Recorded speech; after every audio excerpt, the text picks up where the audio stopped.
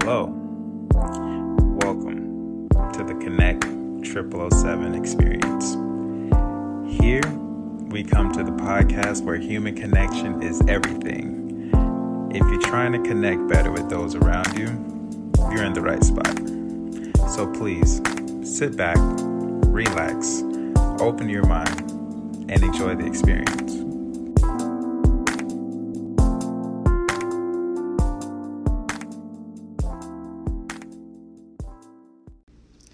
Hello there, guys. I am the host of this amazing podcast. My name is Thaddeus Sims, and I would like to say welcome to this podcast if this is your first time, and also thank you for pressing play. Now, since this is your first time, this is going to be our 56th episode titled How to Create Your Own Podcast. So, with this, I know a few people have asked me about this, and then my sister told me as well. She was like, hey, you should just, make a podcast about how to create a podcast. I was like, yeah, that is a good way to connect with people. So this definitely ties into the theme of the whole podcast, right?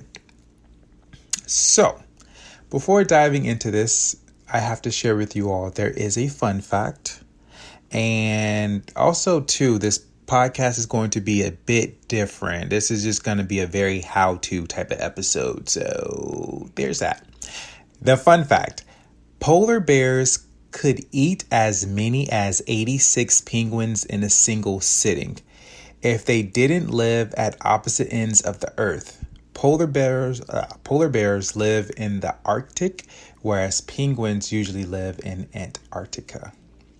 And I'm laughing because a lot of people who know me know that I am not a geography person. And this is how bad it is. I'm like, oh, wow. I can't really say, oh, this is where the Arctic is or this is where Antarctica is. It's like here or there. I'm so bad, guys. It's sad, but I always say Google is my best friend. So let us get into this episode. There are really 10 steps that I have for you guys for just how to create your own podcast. So let's just dive in. The first one is really start off with a topic. So a good tip is something that you're either passionate about or very knowledgeable in, and you can do many episodes on the subject. So as you all know, my podcast is about just how to connect with people. And you can all tell that I pretty much go from how to connect with someone to how to connect with yourself to personal things. All of these things are related to ourselves. And each episode is points or keys to allow you to just, connect with yourself or other people. And there's many different subjects that I can choose, i.e. we're on the 56th one. So here's something how to connect with someone, right? Now, just to give you all some other tips with this, I know another friend asked me about his podcast, and he wanted to create something. I'm really trying to think of it. His was about, I believe it was meditation, right? And I was telling him, I was like, okay, well, dude, you can go through many things with that. You can teach people how to meditate, different forms of meditation, intentions, where to meditate, energy in meditation, health benefits of meditation. There's so many different topics that you can go on. So find something, guys, again, that you're very passionate about, or preferably something that you're very knowledgeable in, and just create different episodes. It can even be personal stuff, like your personal self journey.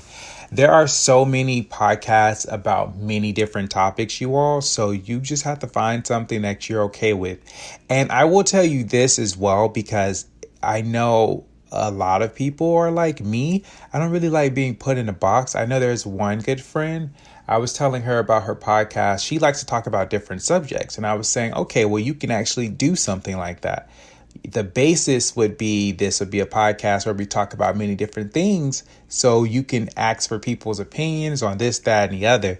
So there's ways around it. There's really no cut way to do things, guys, So yeah, there's that. The second part is really what I like to say is ask yourself, what's your style? Meaning, do you want to just do audio or do you want to include video? What do you want to do? Everybody is different. There are some people who do solo podcasts. There are people who do it with another host. I personally am an audio guy. I don't really care for the video, mostly because, and this isn't to steer you all away, but for me personally, there's just a lot of setup, making sure the lighting is right, audio stuff. I gotta be dressed. It takes a lot of energy away from me. So I don't really do the video. I prefer to do the audio. So I could literally be recording and all I have is like a t-shirt on or my hair could be very messy, anything. And it just works for me. So you have to figure out what's your style. And honestly, people do both. Some people just obviously video, audio, but you can choose to just do all of your stuff on YouTube. That is fine. You can do it. So just figure out which style works for you. Are you comfortable on camera? Are you comfortable, with all the stuff that comes with it? Some of you may really love that. That may give you a lot of energy. So by all means, do that. And there's benefits with that as well, guys. Like if you do videos, you can do them live. People can chime in. I know there's a podcast that I listen to. They're really cool. It's called The Whole Phase. They're really cool. And what they do, they're live, I believe, how they record it. And people can call in while they're listening to the episode and ask them questions live. So guys, you can get very creative. So after you pretty much choose your style, like, okay, this is what I want to do. I'm comfortable doing audio. And by the way, you can add on to it as you grow because we do discover ourselves. So you're not stuck in a box. The third thing is choose a podcast hosting service. So if you don't know what that means, it's pretty much the home for your podcasts or like the main office where everything about your podcast will come from. So a few podcast hosts, and you do need a host. So a few podcast hosts are Podbean. That's preferably who I use. You have Buzzsprout. You have Spreaker. You have Libsyn, Simplecast, and many more. Really just Google, specifically just Google top podcasting hosting service and take your pick of which works for your budget. I personally, again, use Podbean. They are simple and they fit my lifestyle and my style of recording. So just to give you guys an example of how my lifestyle is, I'd like to be able to be free to go somewhere, record a podcast and call it a day. I don't really like to carry my laptop with me. So I may have an idea for an episode. What I do is I have an iPhone. So I just open the voice recordings, record the podcast like I'm doing this on my voice recording. After that, I can literally upload it straight to Podbean and call it a day. And there you go. And if I want to add a few little edits, I can use this editing software. All I really do is add the opening and the closing. And that's it. And keep it simple. My lifestyle is I have to keep it simple. I don't have time for all of the editing, like deep editing. I know a lot of other podcasters do, and that works beautifully for them. Their podcasts are amazing, but that's not for my lifestyle. I needed to be simple, straight to the point, and go about my day. So you guys can get what you need, and it's not taking a lot of time. And sometimes I may not even be home. So I may decide, let me travel and go visit somewhere, go visit a friend, in Seattle, Washington, right? And it sucks that if all of my equipment to record a podcast is at home, that greatly limits me. So instead, if I can record a podcast on my phone while I'm in Seattle, I can take an hour or two to record, get it all up, and you guys are all set. So I can record wherever I want. That just works for me. Also, guys, if you do want to, if Podbean sounds like it is for you after you do your research, I'll leave a link to Podbean and you can just sign up from there. So I will say too, it also helps out if you want to do Podbean. I actually get paid if you click on the link. So there's that. But again, guys, it's very simple. It's straight to the point and it just works for me. But again, do your research and figure out which one works for you. Obviously, look at the reviews and this, that, and the fourth. So yeah.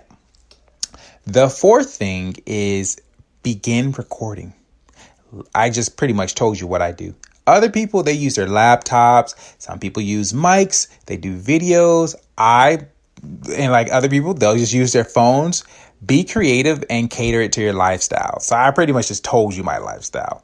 But I know a very cool guy. He's super cool. Super, super cool. He's in the UK, and he is like amazing.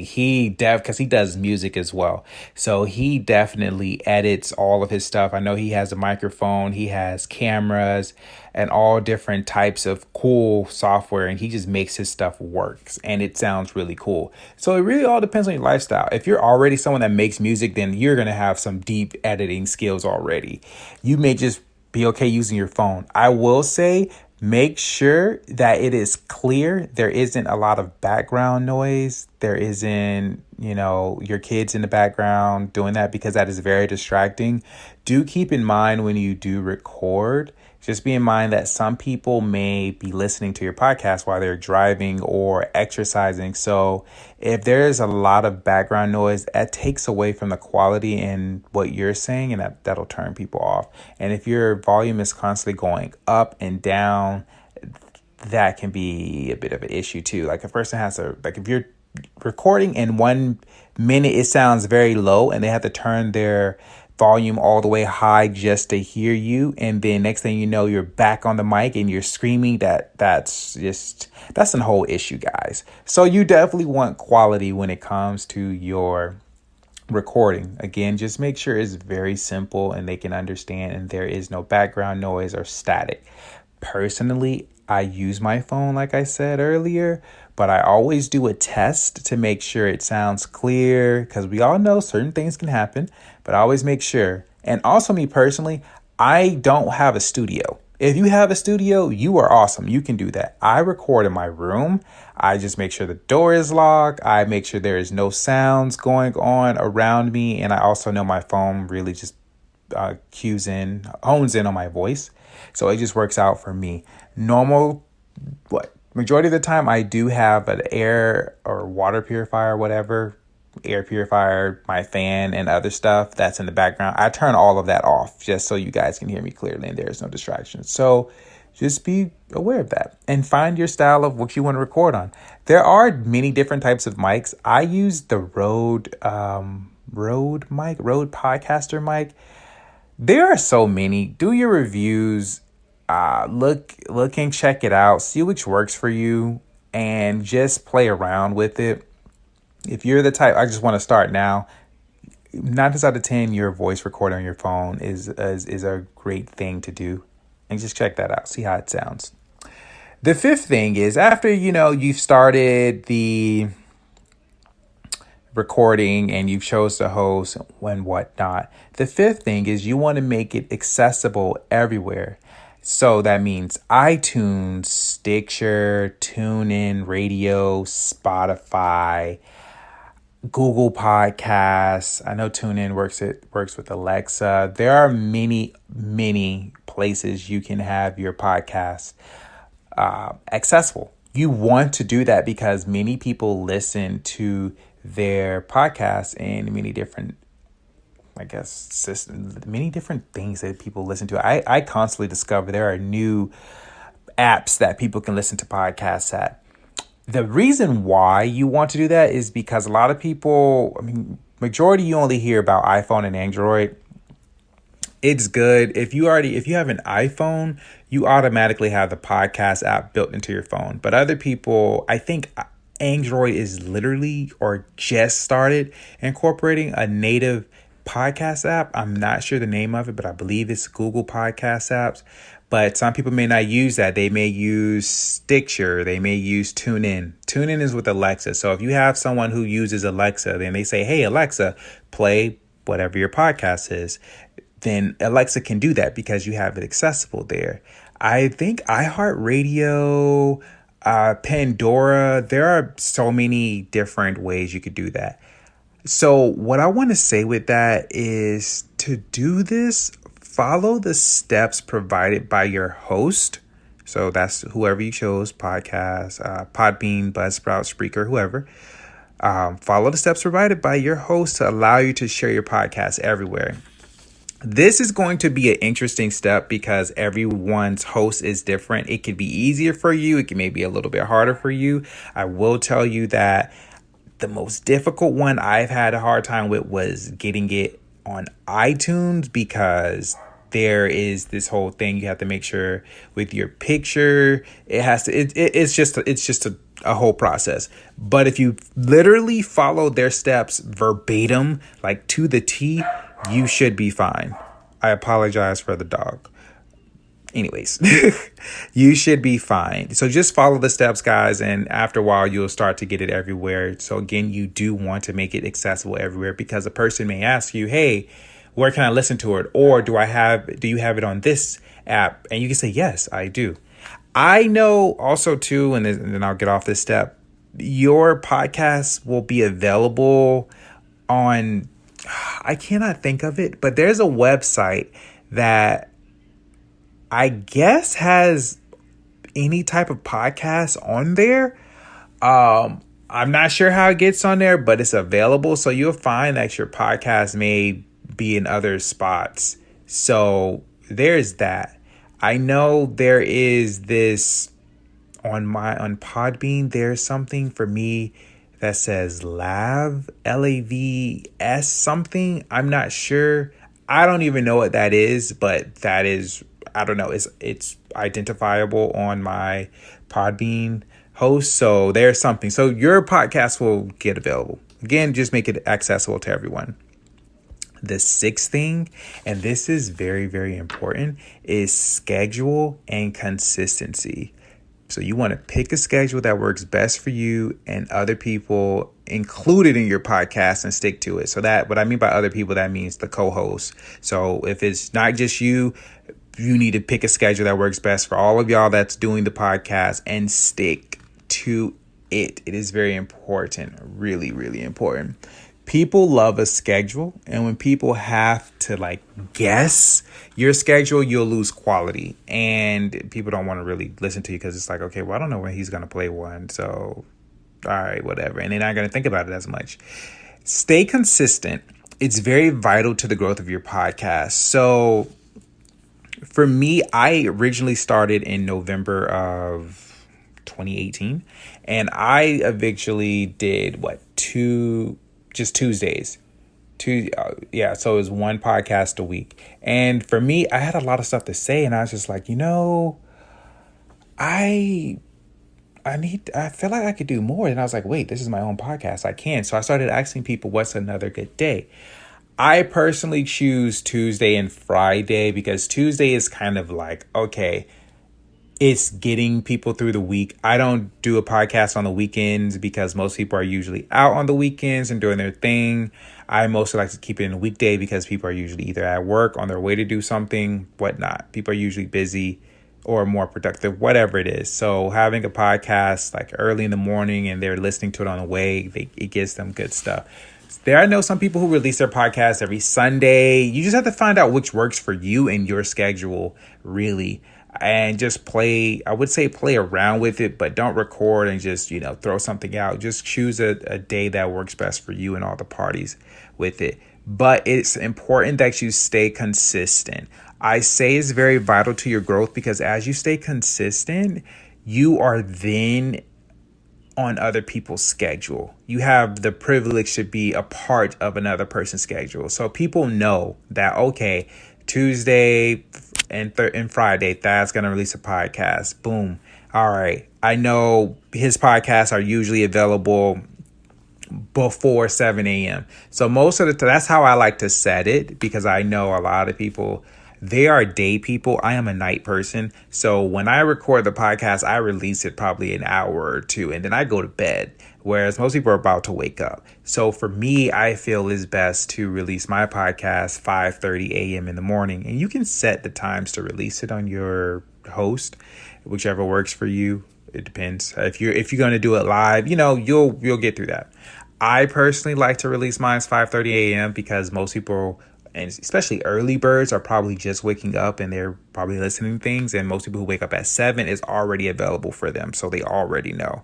And I will tell you that once you stay consistent, stick with the times, because when you mess up, like I did one time, I recorded a podcast episode. I think it was about 11:15, and I got a message from a friend who was saying, "Is everything okay? Like, was there an emergency?" And I was like, because he was like, "I didn't get an episode." I was like, "Oh yeah, sorry, it was a late start." And basically, it was like, "You need to do better." And I was like, "Shit, okay, I'm gonna do better."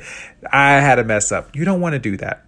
So it's very important, guys. Just stay consistent. You'll be on people's schedule. And what's good is that when people share or mention your podcast, they say, "Oh yeah, he releases it every Tuesday. He releases it every Friday." They'll be able to say it for you, and people just know. It's really important.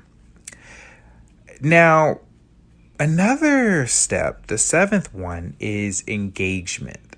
So figure out avenues to be engaged with your audience. So comment sections in your podcast, hosting service, social media, email lists. So those are just a few things. I know for me, I like to release snippets of my episodes on social media, and may have a question. People can comment on there, or they can comment on the social media that I do, or they can comment on Podbean straight up that way, or email lists. You just want to engage more with your audience. And also too, if your audience is close by, I mean, you can have little events. You can do live videos. The possibilities are endless. The 8th step is, and I literally added this when I was planning out this episode. I wanted to add this because this is something that's important. So the 8th step is behind the scenes. So after going through your process, see how much time it takes and incorporate time management. So what I mean by that is, for me to literally create an episode, as in, what am I going to talk about? Pick a subject, write my notes down for it, then record the episode, then edit it. After that's all said and done, upload it to Podbean, edit that. And then after all that's done, once it's released, create a snippet and share the snippet.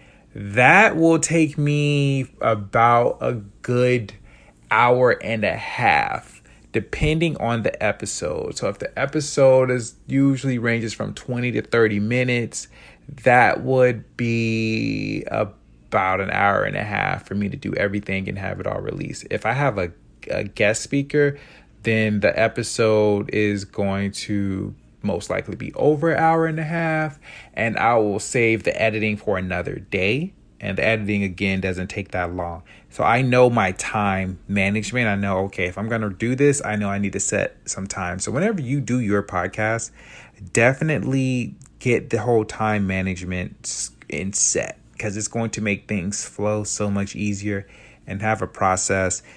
The second thing with that is get very organized with what needs to be done. So personally, I have like a system built. I just pretty much went over the system with you guys, but I have a system set for myself, and I write it down and I cross it off as I go. And this is what I normally go through. I get very organized. Make sure there's paper in the printer. That's all set. Write down the notes. That's all set. They're all in order. Once it's recorded, put everything together. I have a paper copy and I have a digital copy.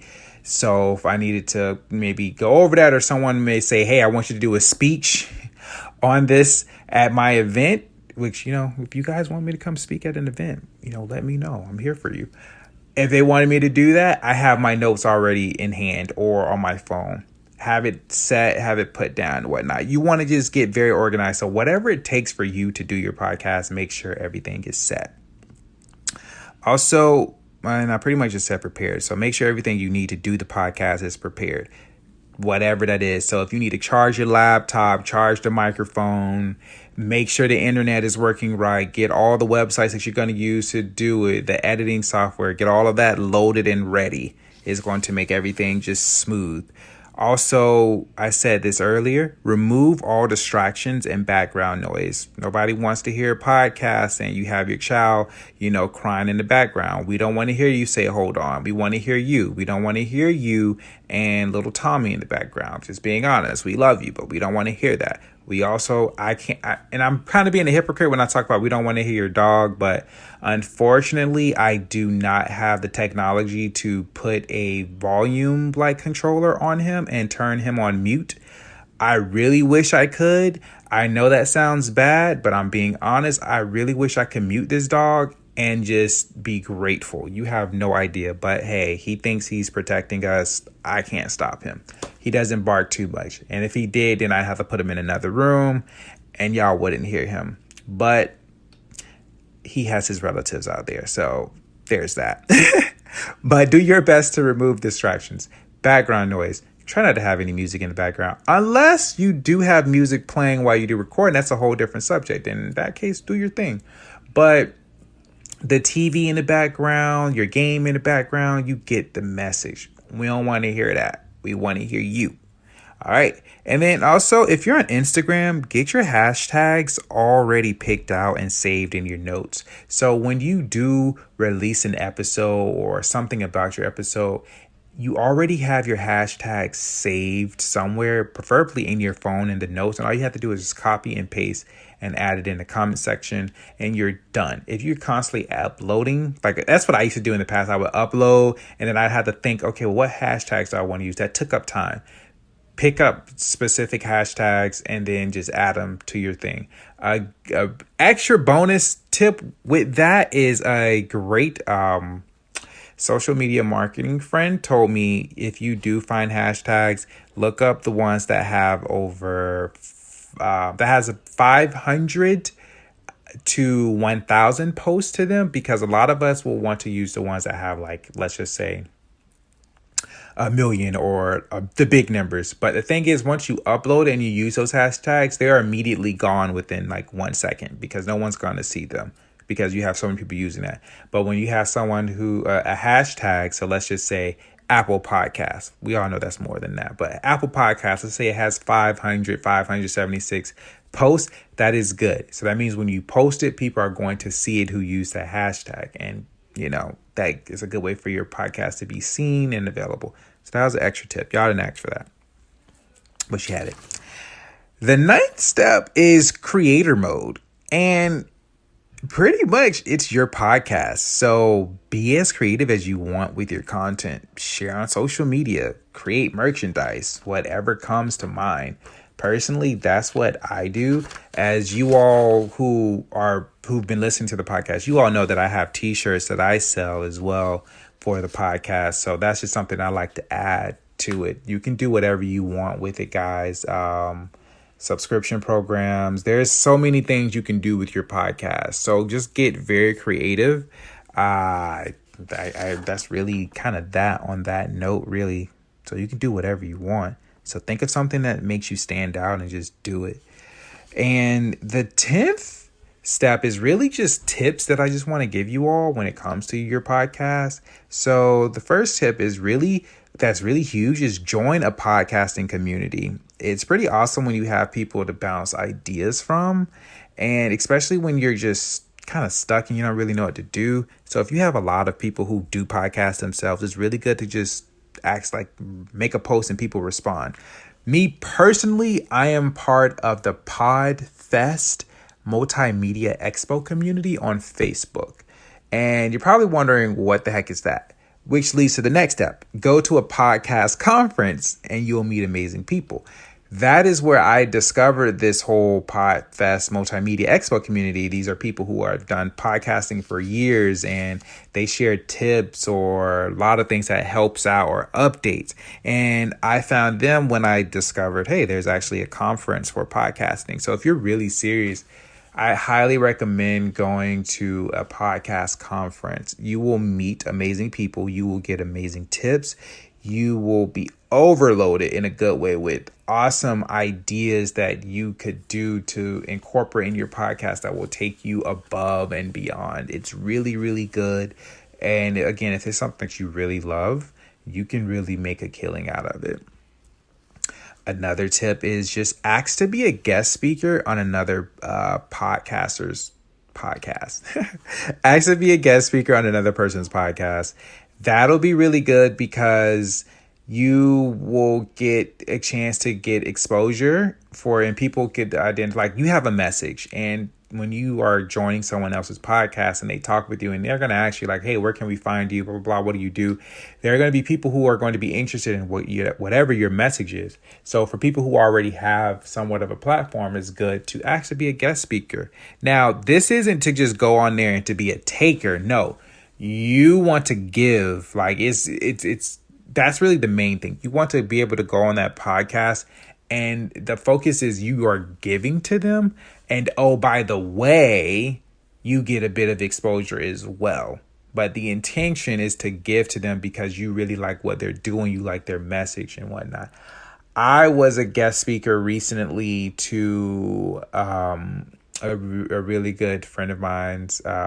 His podcast is called the Viewpoint Room Podcast. Again, that's a friend that's based out in the UK, and you can check him out. I really like the way his podcast is and how he talks and the different viewpoints, so many different things. And I was just like, wow, I know I have a lot of different viewpoints. I would love to be on his podcast just to kind of talk with him on different stuff. And I liked his style.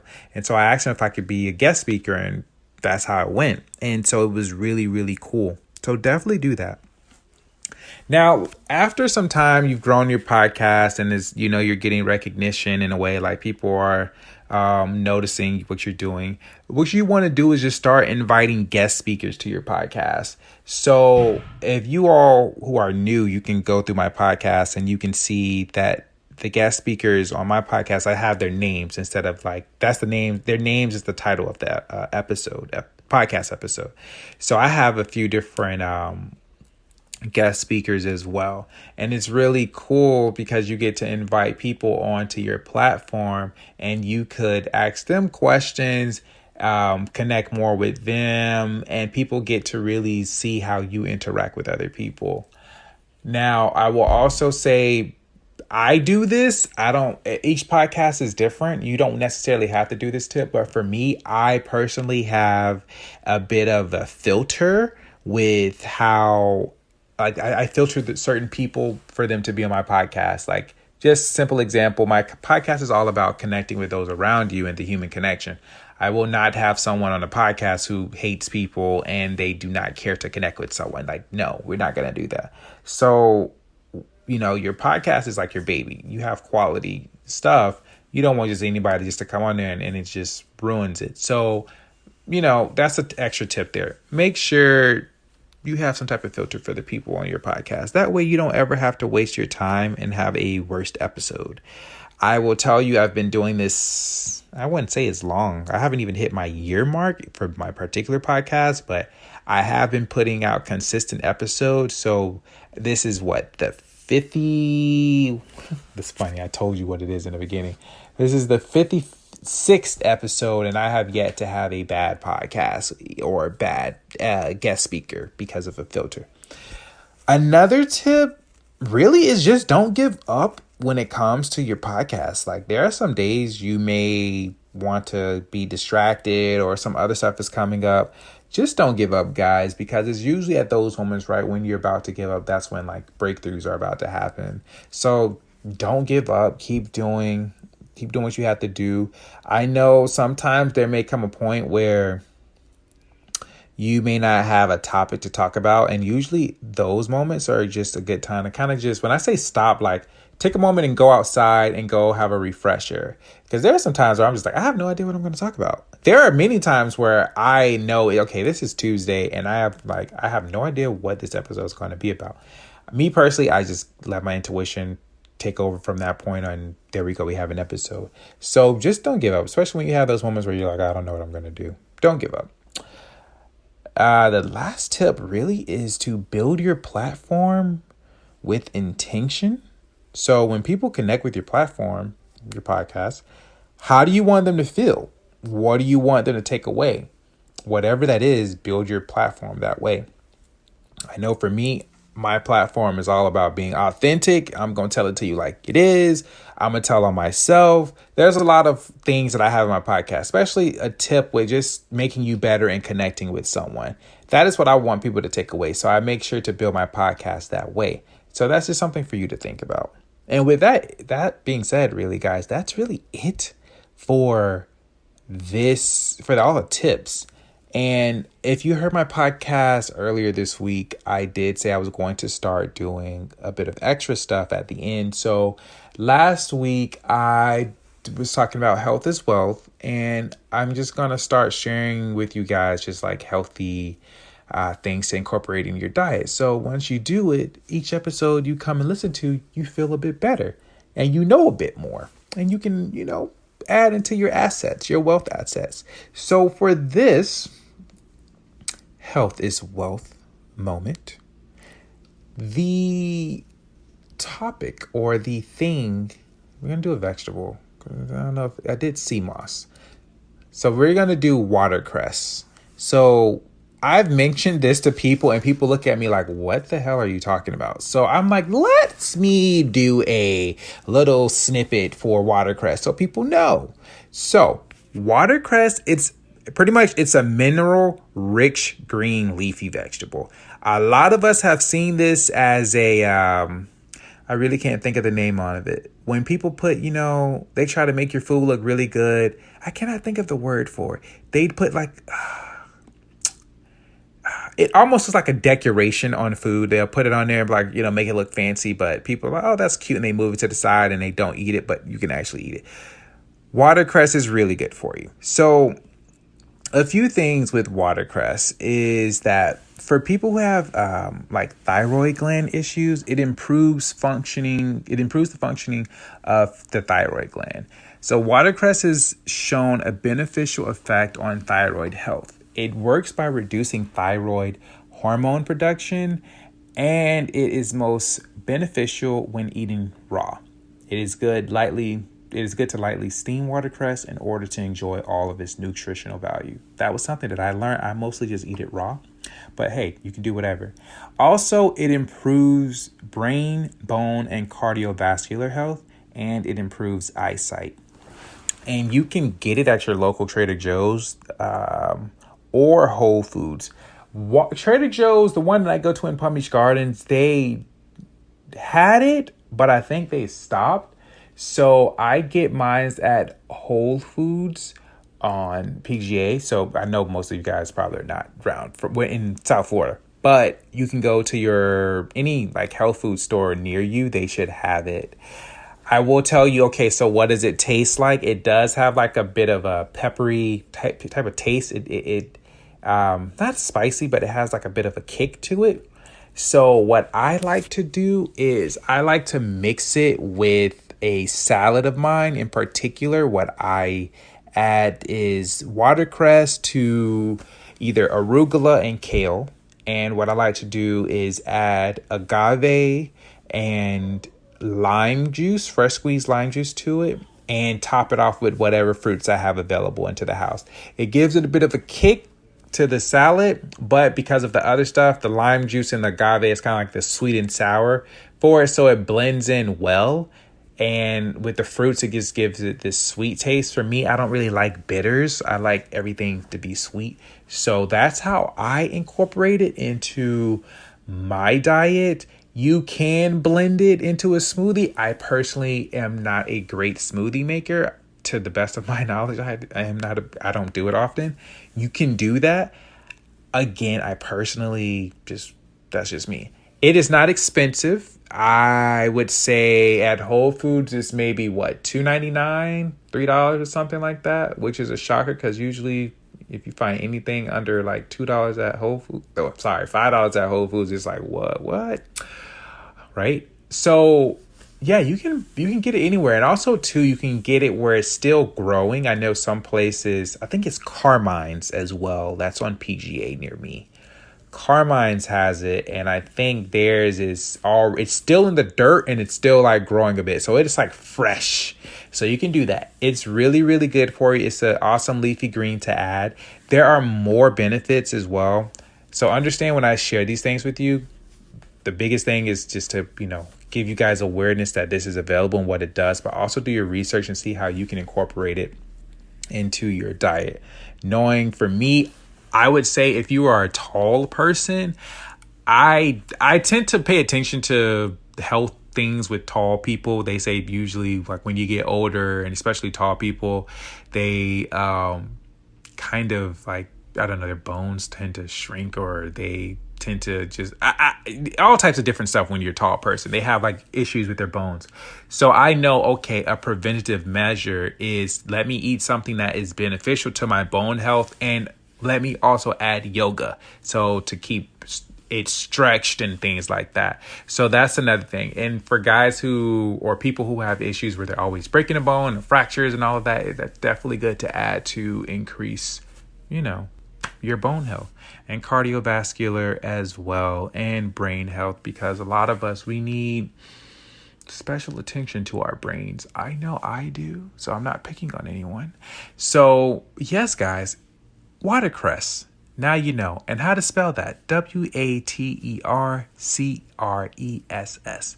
And that is it for this episode, guys. You all are amazing. I greatly appreciate you. And I will be talking with you all Tuesday. So with that being said, later, guys.